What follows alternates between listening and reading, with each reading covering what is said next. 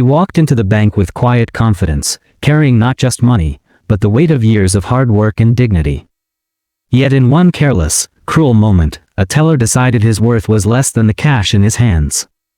Bills scattered across the floor, not by accident, but by disrespect. People stared. Some laughed. And the man who had built an empire stood humiliated. But what no one expected was how quickly the tables would turn. By the next morning, everything had changed. How did one act of racism bring down an entire bank? It started like any other morning. The city was just waking up, sunlight bouncing off tall glass towers and the hum of traffic filling the air. For most, it was an ordinary day. But for Marcus, a self-made black CEO, it was another step in a journey built on resilience. He wasn't born into wealth. Every dollar he carried was earned through years of late nights, relentless determination, and battles against the kind of doubt that had followed him since childhood. To his employees, Marcus was a leader. To his community, he was proof that success was possible, even when the odds were stacked against you. He moved through life with quiet strength, never forgetting where he came from and never letting the whispers of prejudice slow him down. That morning, he wasn't thinking about legacy or struggle. He was thinking about something simple, depositing money from a recent deal. A routine task, something he had done countless times before. Nothing about the day hinted at what was waiting for him behind the polished doors of the bank. Yet in the smallest of moments, everything can shift. What should have been ordinary would soon become extraordinary.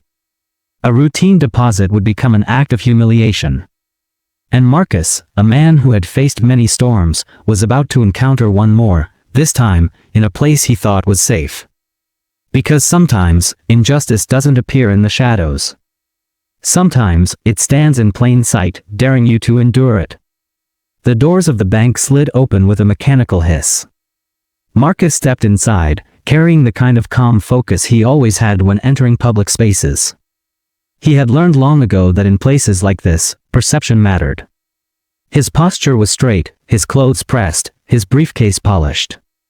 It wasn't vanity, it was survival. For a black man in a city where subtle bias hid in every corner, appearance was a shield. Inside, the lobby gleamed. Marble floors reflected the morning light, while the faint scent of fresh coffee drifted from the corner.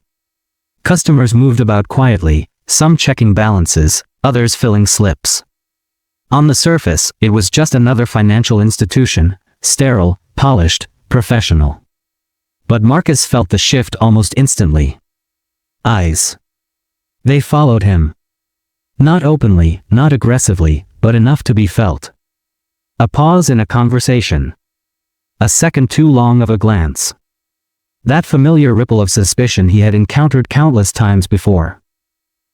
Still, he ignored it. He had done this too many times to let it rattle him. He walked to the counter, briefcase in hand, ready to make his deposit. The teller looked up, a young man, mid-20s, with an expression that flickered from polite to something colder in a matter of seconds. Marcus offered the slip, along with a neat stack of bills.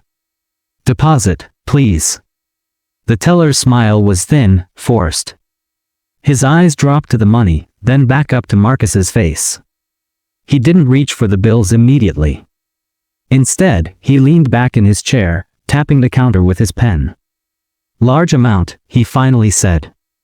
His tone wasn't neutral, it carried weight, a faint trace of disbelief. Marcus felt it, that undercurrent. The kind of tone that didn't question the numbers, but the person holding them. He responded calmly, "Yes. That's why I'm here." The teller didn't move. He picked up a few bills, holding them between his fingers, then gave a small, mocking chuckle. And with a sudden flick of his wrist, he let the money slip through his hand. Bills scattered across the floor, fluttering like fallen leaves. The sound wasn't loud, but in the sterile quiet of the bank, it echoed. Heads turned. People stopped what they were doing. For a moment, time seemed to freeze. Marcus stood there, stunned. His money lay spread out on the ground, crawling across the marble floor like discarded scraps. The teller leaned back in his chair, smirk curling at the edge of his mouth. "You'll need to pick that up," he said flatly, loud enough for others to hear. A laugh came from somewhere in the line behind him. Another customer whispered something under their breath.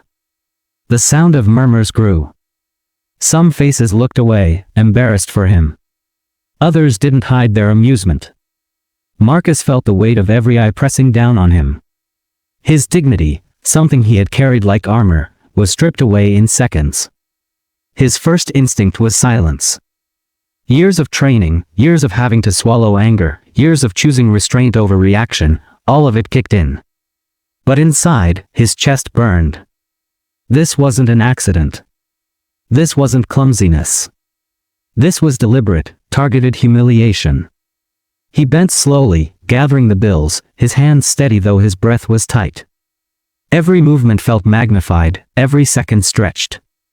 He could feel the teller's eyes watching, enjoying the spectacle.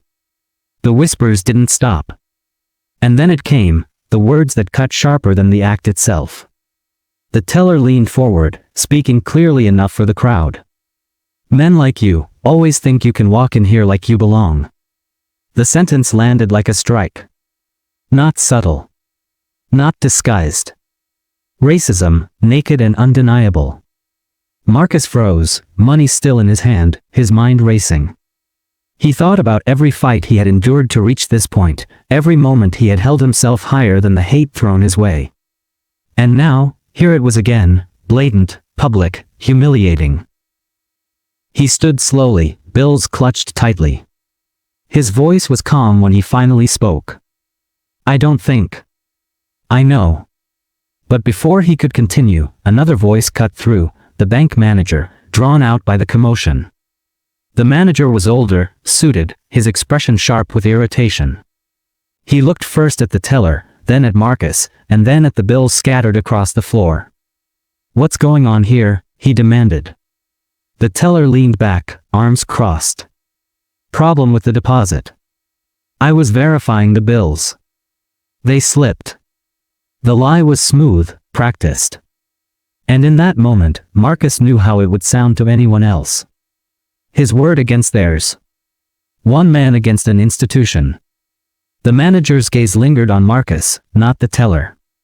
It was the kind of look that assessed, judged, measured worth in seconds. "Sir," he said curtly, "please collect your money and step aside so we can assist other customers." It wasn't an offer. It was dismissal. The humiliation deepened. Not only had his dignity been stripped, but now, the institution itself, the place built to handle wealth, to protect it, was siding with the disrespect.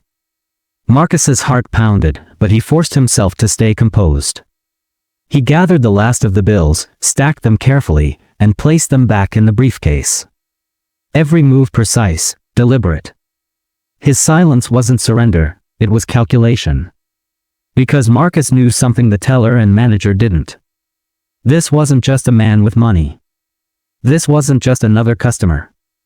He was a CEO, a leader of a company with influence, with connections, with power that stretched beyond the walls of that bank.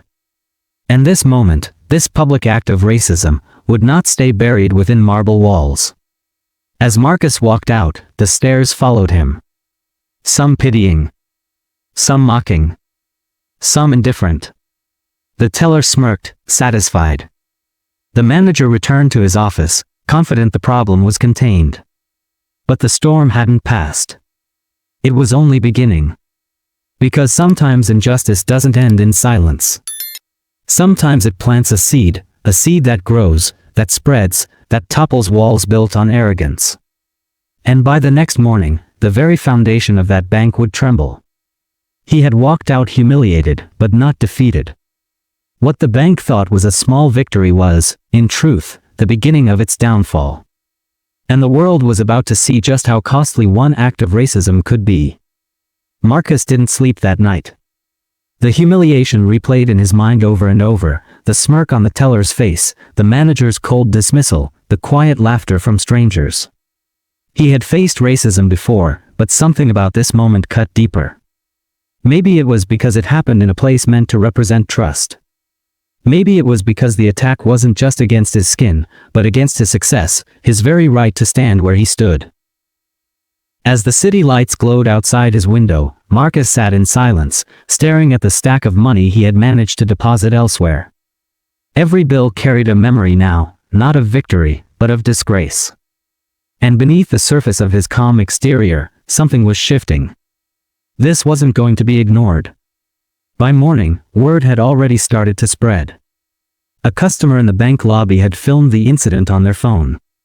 The video was short but damning, the teller scattering the bills, the laughter, the muttered insult, the cold order for Marcus to step aside. Posted online within hours, it spread like wildfire. The comments came fast. Some were outraged, unbelievable. In 2025 and this is still happening?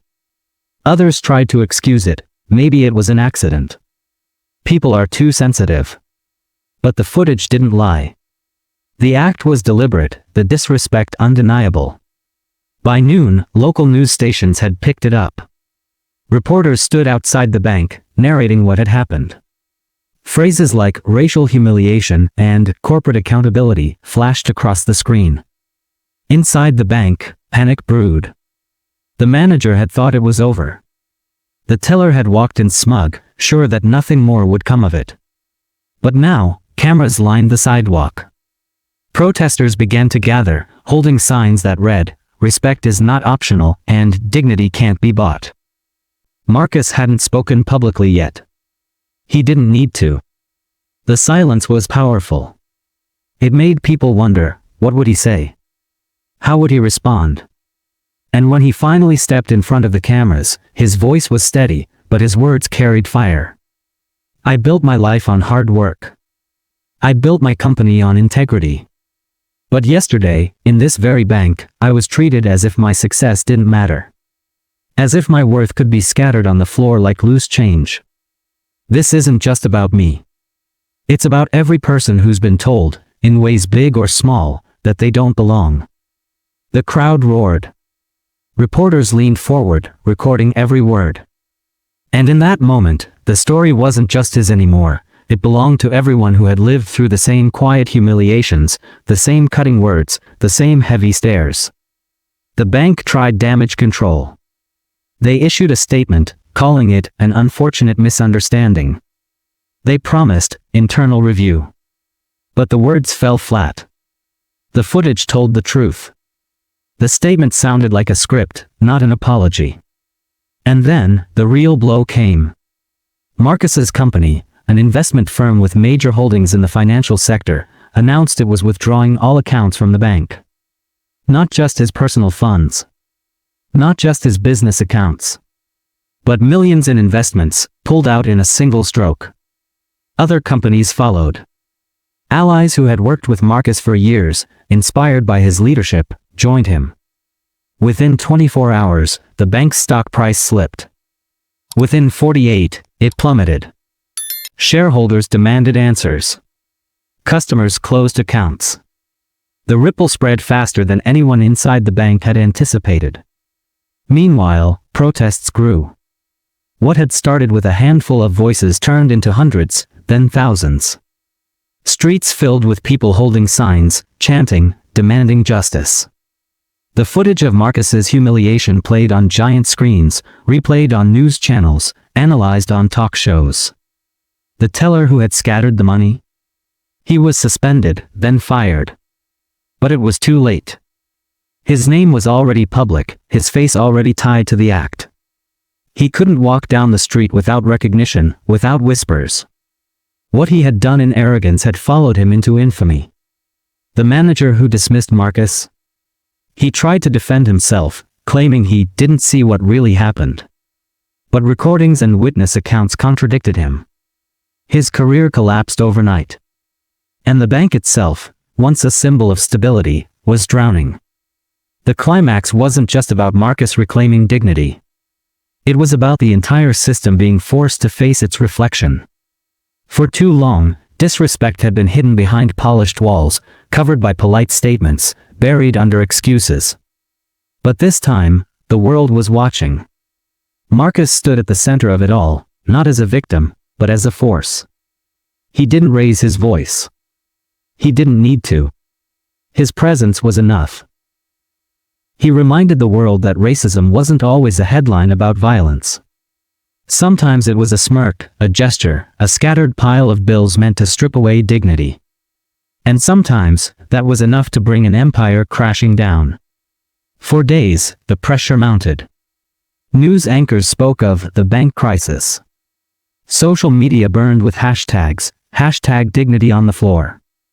Politicians were forced to comment, some condemning, others trying to stay neutral. But silence became impossible. And then, the breaking point. Regulators stepped in, citing not just public outrage but internal investigations that uncovered patterns, complaints ignored, biased practices buried. The bank's reputation was beyond repair. Within a week, branches closed. Within 2, the doors of the very building where Marcus had stood humiliated were locked, the lights off, the marble floors empty. The teller had thought he was scattering bills. In truth, he had scattered the foundation of an entire institution. And Marcus? He walked past the shuttered doors one last time, the weight of the moment heavy, but not bitter. He hadn't sought revenge. He hadn't chased collapse. All he had wanted was respect. But the cost of denying that respect had been greater than anyone imagined. As cameras clicked and crowds gathered, Marcus paused, looking at the darkened windows. The same place that had tried to humiliate him now stood silent, defeated. This was more than victory. This was proof. Proof that dignity is not negotiable. Proof that respect denied will always demand a price. The bank was gone. The teller disgraced. The world had watched the fall unfold in real time. But the deeper question remained, what does it mean when a man has to lose his dignity for the world to finally pay attention? And more importantly, would anything truly change? The bank's doors stayed shut, its marble halls emptied, its reputation erased. What once stood as a monument to power and prestige became a cautionary tale etched into headlines and whispered in boardrooms. For Marcus, it wasn't about revenge, it was about reclaiming something far greater. His dignity, scattered across a cold bank floor, had been lifted back up, not just by him, but by a world unwilling to look away this time. But the scars remained.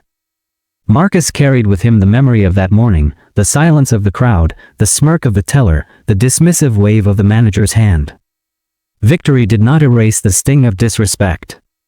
It simply proved what he had known all along, that success, wealth, and power could never fully shield a black man from the reach of prejudice.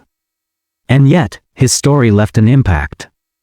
Across the country, people began to speak out about their own experiences. Workers who had been disrespected in stores. Professionals questioned in offices. Students made to feel lesser in classrooms. His humiliation became a mirror, reflecting back the countless small and large injustices people endure every day, too often unseen, too often dismissed. The fall of the bank was dramatic, yes. But the deeper truth was harder to face. It should not take the collapse of an institution for the world to believe a man's pain. It should not take headlines and hashtags for dignity to matter. Respect should not be conditional. Humanity should not be negotiable. Marcus continued his life, building his business, mentoring young leaders, and speaking about the incident not as a wound, but as a warning. He reminded those who listened that racism doesn't always announce itself with violence. Sometimes it whispers. Sometimes it sneers. Sometimes it scatters your worth across a polished floor and waits to see if you will bend to pick it up. The bank is gone. The teller forgotten. The manager disgraced. But the lesson remains, burning, urgent. Because for every Marcus whose story is caught on camera, there are thousands more whose humiliation is never seen, never recorded, never believed. So the question lingers, how many more stories will it take? How many more humiliations, how many more denials of dignity, before respect is not earned, but given freely? Before belonging is not questioned, but assumed? This story was never just about a bank. It was about the cost of ignoring humanity. A cost paid not only in dollars, but in trust, in justice, in lives. And as you finish hearing Marcus's story, ask yourself, if dignity can be scattered so easily, what role will you play in picking it back up? Will you stand silent, or will you stand firm? Because silence protects no one. But action changes everything.